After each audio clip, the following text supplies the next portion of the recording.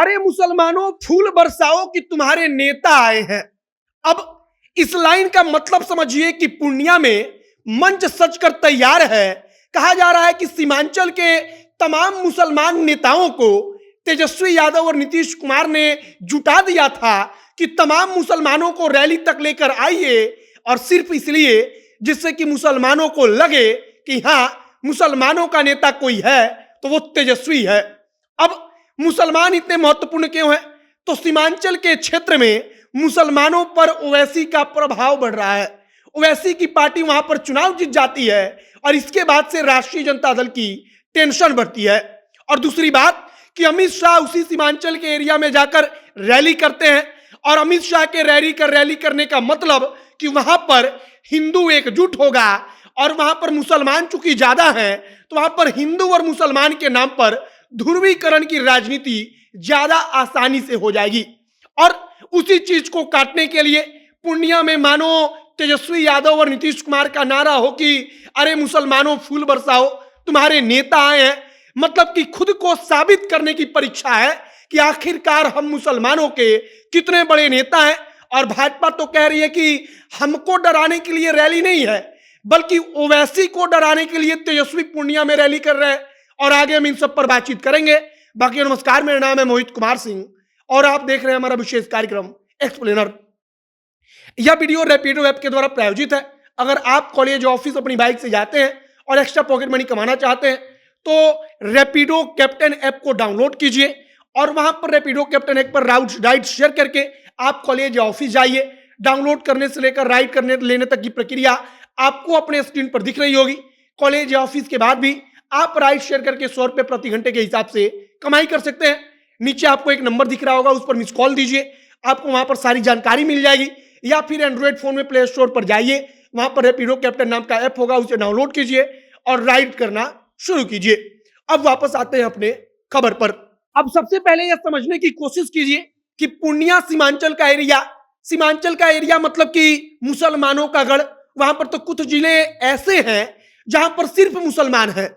अगर मुसलमान एक तरफा किसी को चाह दे तो कोई दूसरा पार्टी, कोई दूसरा उम्मीदवार वहां पर खड़ा तक नहीं हो सकता, टिक तक नहीं सकता। और ऐसी स्थिति में जहां पर मुसलमान है वहां पर अमित शाह रैली करते हैं, और उसका सीधा सा मतलब होता है कि वहां पर हिंदुओं को ध्रुवीकरण की राजनीति करके एक साथ जाति के मतलब कि जो खांचा होता है, जो सामाजिक दायरा होता है जाति का, उससे ऊपर उठकर हिंदू के नाम पर एकजुट कर लिया जाए। इसके बाद से पूर्णिया में महागठबंधन की रैली, और भारतीय जनता पार्टी कहती है कि हमको इससे डरने की जरूरत नहीं है, बल्कि महागठबंधन की रैली जो पूर्णिया में हो रही है, सीमांचल के क्षेत्र में हो रही है, वो सिर्फ और सिर्फ ओवैसी को डराने के लिए हो रही है। अब सीमांचल के लिहाज से ओवैसी बड़े महत्वपूर्ण चेहरा बन जाते हैं। आपको समझने की जरूरत है कि ओवैसी बिहार के अन्य जगहों पर भी चुनाव लड़ते हैं, लेकिन ओवैसी की पार्टी सफलता कहां हासिल करती है तो सीमांचल के क्षेत्र में। मतलब कि सीमांचल के क्षेत्र में ओवैसी का जो विचारधारा है, ओवैसी का जो प्रभाव है, उसका असर बढ़ा है। ओवैसी का प्रभाव वहां पर इतना तेज बढ़ा है कि वहां पर तो अब ओवैसी के नाम पर अगर कोई कैंडिडेट खड़ा होता है, उनकी पार्टी के टिकट पर कोई उम्मीदवार चुनाव लड़ता है, तो राष्ट्रीय जनता दल को चुनाव हरवा कर वहां का मुसलमान ओवैसी की पार्टी के उम्मीदवार को चुनाव जिता देता है। और इसीलिए राष्ट्रीय जनता दल की टेंशन बढ़ी हुई है। और कहा जा रहा है कि सीमांचल में रैली का सबसे बड़ा मतलब यही है कि मुसलमानों को खुश किया जाए।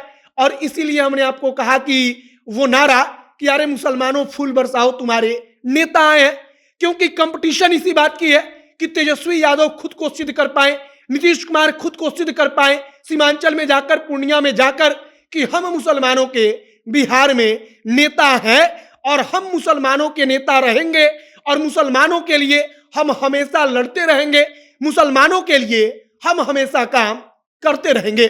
भारतीय जनता पार्टी खुलकर और अब कह लीजिए कि जानबूझकर कह रही है कि ओवैसी को डराने के लिए सीमांचल में रैली हो रही है। और वह भारतीय जनता पार्टी इसलिए कह रही है क्योंकि भाजपा को पता है कि सीमांचल के एरिया में जितना हिंदू मुसलमान होगा, वहां पर मुसलमान ज्यादा है, हिंदू कम है, तो ध्रुवीकरण हिंदुओं का आसानी से होगा। हिंदू एक तरफा भाजपा की तरफ हो जाएगा, वहां पर जाति पाति की दीवार टूट जाएगी, और भाजपा इसमें सबसे माहिर खिलाड़ी है। आपको कई सारे उदाहरण उत्तर प्रदेश का याद होगा, जहां पर 50% से ज्यादा मुसलमान आबादी, लेकिन चुनाव जीतता कौन है? तो भारतीय जनता पार्टी का हिंदू उम्मीदवार। और इसीलिए कहा जाता है कि भारतीय जनता पार्टी से ज्यादा माहिर खिलाड़ी धर्म के आधार पर ध्रुवीकरण की राजनीति में कोई नहीं है, और हिंदुओं को एकजुट करने में इससे बड़ा प्लेयर इस समय कोई नहीं है। और इसीलिए सीमांचल की जो रैली है वो अपने आप में महत्वपूर्ण है, और विशेष तौर पर मुसलमानों को लेकर, और मुसलमानों को ही दिखाना है कि तेजस्वी और नीतीश कुमार उनके अपने आदमी हैं, उनके अपने नेता आज भी हैं। बाकी अब रैली के बाद से क्या हवा बनती है, ओवैसी की हवा कितनी खराब होती है, तेजस्वी की हवा कितनी मजबूत होती है, सीमांचल के एरिया में सब कुछ देखने वाला विषय होगा। आपकी इस पर क्या प्रतिक्रिया है, कमेंट बॉक्स में लिखकर बताइएगा। आगे जो भी तमाम जानकारी, जो भी नया अपडेट आएगा, सब कुछ हम आप तक पहुंचाएंगे। फिलहाल इस वीडियो को हम यहीं पर समाप्त करते हैं। कैमरे से विशाल खड़े हैं और मैं मोहित कुमार सिंह। बहुत बहुत धन्यवाद।